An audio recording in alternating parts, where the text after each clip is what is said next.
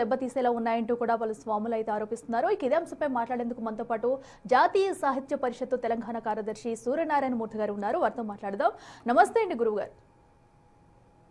నమస్తే అండి, అందరికీ నమస్తే. ముందుగా బిగ్ టీవీ వారికి ధన్యవాదాలు తెలియజేస్తున్నాను. ఒక సామాజిక పరమైనటువంటి సమస్య గురించి మీరు శ్రద్ధ తీసుకొని నలుగురికి తెలిసేటట్లు చేస్తున్నారు. మీ ద్వారా చిన్నజీయర్ స్వామి వారి పాదాలు కూడా నమస్కారం చేస్తున్నాను. జీయర్ స్వామి వారికి ఒక విన్నపం ఏమిటంటే, అయ్యా స్వామి, మీరు ఇలాంటి వివాదాలు రేకెత్తేటట్టుగా ప్రకటనలు చేసే ముందు శృంగేరి స్వాముల వారితోటో ఇంకో పీఠం వారితోటో కూర్చొని మాట్లాడితే బాగుంటుంది. దాన్ని బిగ్ టీవీ లాంటి వాళ్ళు బాధ్యతాయుతంగా లైవ్ ఇస్తారు. అప్పుడు మాలాంటి వాళ్ళందరికీ ఏది నిజం ఏది అబద్ధం అనేది తెలుస్తుంది. ఇప్పుడు శ్రీనివాసానంద స్వామి వారు చెప్పినట్టు హిందూ సమాజం చాలా ఇబ్బందులు ఎదుర్కొంటూ యుద్ధాలు చేస్తుంది. అది ధార్మిక యుద్ధాల, శాస్త్రీయమైన యుద్ధాల అనేటువంటివి సమాజం చూస్తూనే ఉంది. ఇలాంటి సందర్భంలో మీరు మరో వివాదానికి తెరలేపి మీ లక్ష్యం ఏమిటి, మీ ఉద్దేశం ఏమిటి ఎవరికి అర్థం కావట్లేదు. లేదు, ఈ పీఠాల గురించి కానీ శైవం వైష్ణవం గురించి కానీ మీరు సాధికారికంగా వాదిస్తాను అంటే నేను సిద్ధంగా ఉన్నాను. ఈ టీవీ మాధ్యమంగా మన ఇద్దరం కూర్చుందాం, మాట్లాడదాం. మీ నుండి నేను కొన్ని నేర్చుకుంటాను. మిమ్మల్ని ఓడిస్తానని కాదు, మీ నుండి కొన్ని నేర్చుకుంటాం. మేము సమాజంలో పనిచేస్తున్న వాళ్ళం. సమాజంలో వేదికల మీద అడుగుతున్నారు చాలా మంది చాలా విషయాలు. విద్యారణ్య స్వామి అనేటువంటి ఆయన ఈ సమాజానికి రాజదండాన్ని ఇచ్చారు. ధర్మదండాన్ని ఆసరాగా చేసుకొని రాజదండాన్ని ఇచ్చారు. శంకరాచార్యుల వారు శాస్త్రాన్ని, ధర్మదండాన్ని అందించారు. శంకరాచార్యుల వారు శస్త్రాన్ని ఇవ్వలే, విద్యారణ్య స్వామి వారు శస్త్రాన్ని ఇచ్చారు. శంకరాచార్యుల వారు చతురామ్నాయ పీఠాలు స్థాపించారు అని హిందూ సమాజం విశ్వసిస్తుంది. వారు హిమాలయాలకు వెళ్ళి తిరిగి రాలేదు అనేటువంటి కొత్త చరిత్ర, కొత్త పుటలు మీరు తయారు చేసి వాటి గురించి మీ దగ్గర ఏమన్నా విజ్ఞానం ఉంటే మాకు పంచండి, మీ దగ్గర శిష్యులుగా చేరి స్వీకరిస్తాం. అంతేగాని ఇప్పటికే కొట్లాడుతున్నటువంటి సమాజం ఇంకా కొత్త విషయాలతోటి ఇదేదో రచ్చలాగా, తీవ్రమైన జటిలమైనటువంటి సమస్యలాగా మాధ్యమాల్లోని ప్రచారం కావడం హిందూ సమాజాన్ని మరింత నీరసింపజేసేటువంటి వ్యవస్థగా మేము పరిగణిస్తున్నాం. దయచేసి దీనికి సంబంధించిన సాహిత్యం ఏమైనా ఉంటే ఇవ్వండి. జాతీయ సాహిత్య పరిషత్ బాధ్యత తీసుకొని దాన్ని ప్రజల్లోకి తీసుకెళ్లేటువంటి ప్రయత్నం చేస్తుంది. అంతేగాని శైవం వైష్ణవం గురించి ఇంకా విషయాలు చర్చిద్దాము అంటే నాకున్నటువంటి లోక జ్ఞానంతో మీ ప్రశ్నలకు కొన్ని సమాధానాలు చెప్పడానికి నేను సిద్ధంగా ఉన్నాను. కానీ మీరు సమాజాన్ని సరైనటువంటి త్రోవలో నడిపించేటువంటి బాధ్యత, డ్రైవింగ్ సీట్ లో ప్రచోదక శక్తిగా ఉండవలసినటువంటి మీరు ఒక హర్డిల్గా తయారవటం అనేది చాలా ఇబ్బందిగా ఉంది. మీరు హర్డిల్గా తయారయ్యారా లేదనేది మీకు తెలియదు, కానీ ఇవాళ జరుగుతున్నటువంటి ఈ రచ్చ అంతా చూస్తూ ఉంటే చర్చ అనేటువంటిది స్పెల్లింగ్ మిస్టేక్ వచ్చి రచ్చగా తయారవుతుంది. దయచేసి మీరు ఇలాంటి ప్రకటనలు చేయకుండా ఉంటేనే మంచిది. మీరు సమతామూర్తిని నిర్మాణం చేశారు. దాని నీడలో చాలా సంస్థలు పనిచేస్తూ ఉన్నాయి, సమాజాన్ని ఏకత్రితం చేస్తూ ఉన్నారు. ఇంకా మనం శైవము వైష్ణవము అనేది వీరు కాదని వారు కాదని ఇంకా చాలా ప్రచారాలు జరుగుతున్నాయి. కొంతమంది వైష్ణవ సంప్రదాయంలో ఉన్నటువంటి వాళ్ళు ఆ భజనలు అవి చేసేటప్పుడు సౌందర్య లహరి చదవకూడదు అనేటువంటి నిషేధం పెడుతున్నారు. ఎవడండి చెప్పేది సౌందర్య లహరి చదవకూడదని చెప్పేసి? భజగోవిందం శ్లోకాలు శంకరాచార్యుల వారి కదా ఇచ్చింది. కనకధారాస్తవం శంకరాచార్యుల వారి ఇచ్చింది. విష్ణువు, లక్ష్మీదేవి, వైష్ణవానికి సంపద ఏమన్నా, లేకపోతే సౌందర్య లహరి అమ్మవారు ఏమన్నా శైవులకి సంపద? సార్వజనీనం చేద్దామండి. శాస్త్రాన్ని, ధర్మాన్ని మనం సార్వజనీనం చేద్దాం. మీరు ఇవాళ వచ్చి శంకరాచార్యుల వారు స్థాపించలేదు అనే ప్రకటన వల్ల మీరు సాధించింది ఏంటి? దీని వెనక మీకున్నటువంటి లక్ష్యం ఏమిటి? ఏం సాధిద్దామని మీ ఆలోచన? ఇవన్నీ చెప్పండి. మేము మీ శిష్యులుగా చేరి, మేము సమాజంలో పనిచేస్తున్న వాళ్ళం కాబట్టి మీ శిష్యులుగా చేరి మరిన్ని విషయాలు తెలుసుకుంటాం. మీ నుంచి మీరు సూతుడుగా ఉండండి, మేము సౌనకాది మునులుగా తయారై ప్రచారంలో దిగుతాం. అంతేగాని మీరు ఎక్కడో వేగ్గా ఒక ప్రకటన చేస్తే, ఒకప్పుడు మీడియా ఉండేది కాదు, ఇప్పుడు ప్రతి ఒక్క సామాన్యుడి చేతిలో కెమెరా ఉంది. మీరు మాట్లాడింది రికార్డ్ అవుతుంది, అది చాలా మందికి చేరుతుంది. దానివల్ల వివిధమైనటువంటి చర్చలు జరుగుతాయి.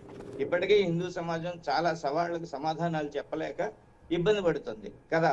అటువంటి సందర్భంలో మీరు ఈ విధమైనటువంటి ప్రకటన చేయడం వల్ల ఇంకా ఎక్కువ తలకాయ నొప్పులు వస్తున్నాయి. అందువల్ల దయచేసి కొంతమంది ప్రశ్నలు అడుగుతారు, మీ దగ్గర ఉంటే సమాధానం చెప్పండి. ఇప్పుడు నేను కొన్ని ప్రశ్నలు అడుగుతా. సామాన్యులు అడిగేటువంటి ప్రశ్నలు, తిరుమల వెంకటేశ్వర స్వామిని బాలాజీ అని ఎందుకు అంటారు? బాలా త్రిపుర సుందరి రూపమా తిరుమల వెంకటేశ్వరుడు అనేది ఒక ప్రశ్న సమాజంలో ఉంది. మీరు దీనికి సమాధానం చెప్పగలరా? తిరుమల వెంకటేశ్వరుడు బ్రహ్మోత్సవాలు అయితే ధనుర్మాసంలో వైష్ణవాచార పరంగా ధనుర్మాసంలో జరగాలి, శరన్నవరాత్రుల్లో ఎందుకు జరుగుతాయి అనేటువంటిది ఒక అనామకుడైనటువంటి భక్తుడు అడుగుతాడు. శరన్నవరాత్రులు శారద నవరాత్రులు కదా, అమ్మవారి నవరాత్రులు కదా, అప్పుడు ఎందుకు వెంకటేశ్వర స్వామికి బ్రహ్మోత్సవాలు జరుగుతాయి అనేటువంటి ప్రశ్న అడుగుతారు. ఇలాంటి వాటికి సమాజానికి పనికొచ్చేటువంటి సమాధానాలు వెతకండి, సమాజానికి ప్రసాదించండి, దాన్ని శిరోధార్యంగా తీసుకుంటాం, అందరం మీ వెంట నడుస్తాం. అంతేగాని చిత్తరామనాయ పీఠాలు ఇవాళ శంకరుల వారు స్థాపించలేదు. విద్యారణ్య స్వామి వారు ఎప్పుడు కూడా ఇలా మఠాలు కమఠాలు స్థాపించలేదు. విద్యారణ్య స్వామి వారు రాజ్యాన్ని స్థాపించారు, క్షాత్ర ధర్మాన్ని నిర్మాణం చేశారు. బహమనీ సుల్తాన్లు అట్టించే వాళ్ళందరూ వేరే వాళ్ళంతా తన్నుకొస్తూ ఉంటే, విధర్మీయులు వస్తూ ఉంటే దాడుల నుంచి రక్షించడానికి ఒక రాజుని నిలబెట్టి, ఒక చాణక్యుడు చంద్రగుప్తుడిని నిలబెట్టినట్లుగా, ఒక సమర్థ రామదాస్ శివాజీ నిలబెట్టినట్టుగా హక్కన్న బుక్కన్నలు నిలబెట్టి రాజ్యాన్ని నిర్మాణం చేసి క్షాత్ర ధర్మాన్ని చేసినటువంటి వారు విద్యారణ్యులు వారు. ఈ చరిత్ర మీకు చెప్పాల్సినటువంటి అవసరం లేదు. ఇంకా కావాలంటే విద్యారణ్య విజయం అనేటువంటి పుస్తకం ఉంది, చదవండి. అంతేగాని సిద్ధరామనాయ పీఠాలు శంకరుల వారు స్థాపించలేదు అన్నారు. సరే, ఎవరు స్థాపించారో సమాధానం మీ దగ్గర ఉందా? మీరు ఇవ్వగలుగుతారా? ఎవరు స్థాపించకపోతే ఎలా నిర్మాణం అవుతాయి? అటువంటి దుర్మార్గాలు మళ్ళీ మనం ప్రచారం చేయడం వల్ల మళ్ళీ మనం 12వ శతాబ్దంలోకి వెళ్ళి శ్రీశైల శిఖరాన్ని చూసి పల్లకి దిడ్డులు మూసుకున్నటువంటి వ్యవస్థలోకి మళ్ళీ వెనక్కి వెళ్లాల్సినటువంటి పరిస్థితిని దయచేసి తీసుకురాకండి. మనం చేసేటువంటి మీరు అద్భుతమైనటువంటి వైద్య రంగంలో, విద్యా రంగంలో చాలా సేవా కార్యక్రమాలు చేస్తున్నారు. హిందూ సమాజాన్ని ఏకత్రితం చేయడానికి ఏమన్నా మార్గాలు ఉంటే చెప్పండి, మీ చేతిలో సాధనంగా మేము ఉండి పనిచేస్తాం. అంతేగాని ఇలాంటి వివాదాలు మళ్ళీ మనం రేపొద్దు అని మనవి చేసుకుంటూ నమస్కారం. ఎస్ సూర్యనారాయణమూర్తి గారు, ఎస్ మనం అప్పుడు చిన్నజీర స్వామి చెప్పిన మాటలు కూడా ఉన్నాం. ఏదైతే మీరు 12వ శతాబ్దంలోకి వెళ్ళి తీసుకురాలంటూ కూడా చెప్పుకుంటున్నారు. ఆయన కూడా ఒక మాట అంటున్నారు, ఏదైతే 13వ శతాబ్దంలో ఉన్న ఎవరైతే ఉన్నారో హరిహర రాయలు వారికి అక్కడ ఉన్న ఎవరైతే విద్యారణ్య స్వామి ఉన్నారో, సో వారి వల్లనే ఇవన్నీ వచ్చాయంటూ కూడా ఆయన చెప్పుకొస్తున్నారు. మరి దీనిపై మీరేమంటారు? విద్యారణ్య స్వామి వారు హరిహర బుక్కరాయల్ని తన చేతిలోకి తీసుకొని ఒక మహా సామ్రాజ్యాన్ని ఆనెగొందలో నిర్మాణం చేసి, ఆనెగొందనే కుంజన కోన అంటాం, అక్కడే విద్యానగర నిర్మాణం జరిగింది అనేది మనం చరిత్రలో చదువుకున్నాం. వాళ్ళకి మార్గదర్శనం చేసినటువంటి విద్యారణ్య స్వామి ఈ చిత్తరామనాయ పీఠాలకు రక్షణ ఇచ్చేటువంటి బాధ్యత విజయనగరానికి ఇచ్చారు తప్ప వారు ఇవి స్థాపించారని మనం ఎక్కడా చదవలేదు. ఇంకోటి, శంకరాచార్యులు వారు స్థాపించారు అనేటువంటిదే విశ్వాసం, దాన్నే మనం నమ్ముతూ ఉన్నాం. ఈ విశ్వాసం ఎప్పుడు పక్కకు జరుగుతుంది అంటే, సరైనటువంటి విజ్ఞానం కనుక మీరు ఇవ్వగలిగితే ఈ విశ్వాసాన్ని విడిచిపెట్టేద్దాం. మీ దగ్గర మంచి ప్రూఫ్ ఉంది అనుకోండి, ఇప్పుడు జిఆర్ స్వాముల వారి దగ్గర మంచి ప్రూఫ్ ఉంది, శంకరాచార్యులు వారు ఇవి స్థాపించలేదు, సంతోషం. అటువంటి దానికి మీరు ఏమన్నా ప్రూఫ్ ఇస్తారా? హిమాలయాలకు వెళ్ళిన శంకరుల వారు తిరిగి వచ్చేదానికి చరిత్ర లేదు అని వారు అంటున్నారు కదా, దానికి ఏమన్నా ప్రూఫ్ ఇస్తారా?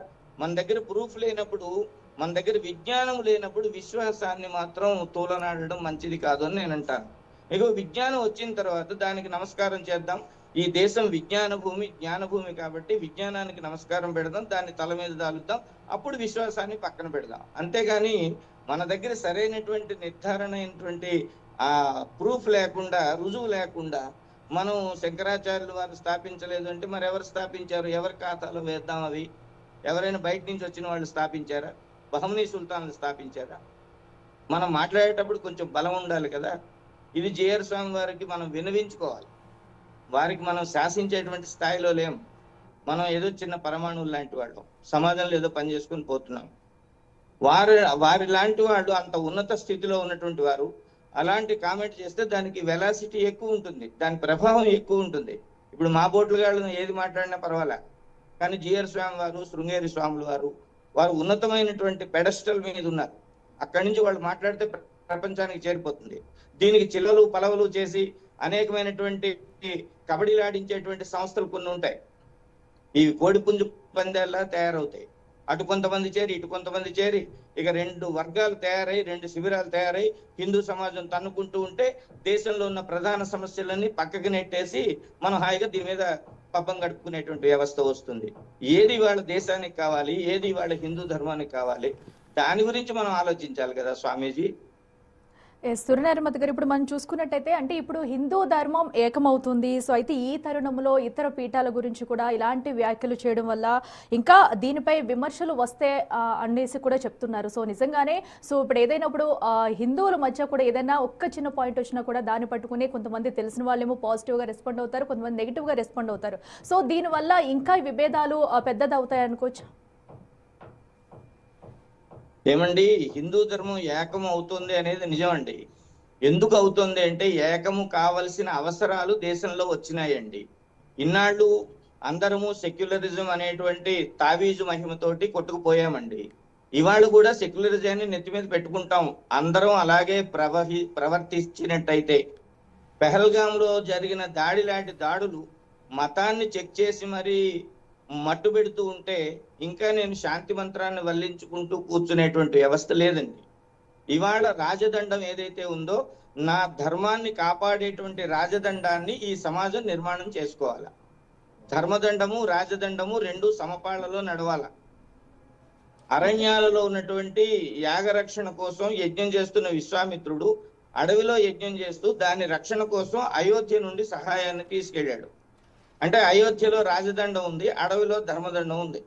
దాన్ని కాపాడడానికి ఈ రాజదండం వెళ్ళి తీరాలి ఖచ్చితంగా. ఇవాళ ఢిల్లీలో ఉన్న ధర్మదండం కానీ హైదరాబాద్ లో ఉన్న రాజదండం కానీ ఈ రాజదండాలు సమాజాన్ని కాపాడాలి. ఇవాళ హిందువుల మీద జరుగుతున్న అట్రాసిటీస్ గురించి స్వామీజీ మాట్లాడరే? ఇదే జిఆర్ స్వామి వారు ఎందుకు మాట్లాడలేదు? మొన్న మా ముత్యాలమ్మ గుడి దగ్గర జరిగినటువంటిది మోండా మార్కెట్ గురించి మాట్లాడరే? ఇదే జిఆర్ స్వామి వారు మొన్న మా కట్టమైసమ్మ గురించి మాట్లాడరే? ఎక్కడికి వెళ్ళిపోతున్నారు? అంతర్వేదిలో రథం తగలబడింది, ఇంతవరకు ఎవడు తగలబెట్టాడు వాడు రాలేదే బయటికి. రామతీర్థాల్లో రాముడు తలకాయ తెగిపోయింది, ఒక జిఆర్ స్వామి మాట్లాడరే దాని గురించి?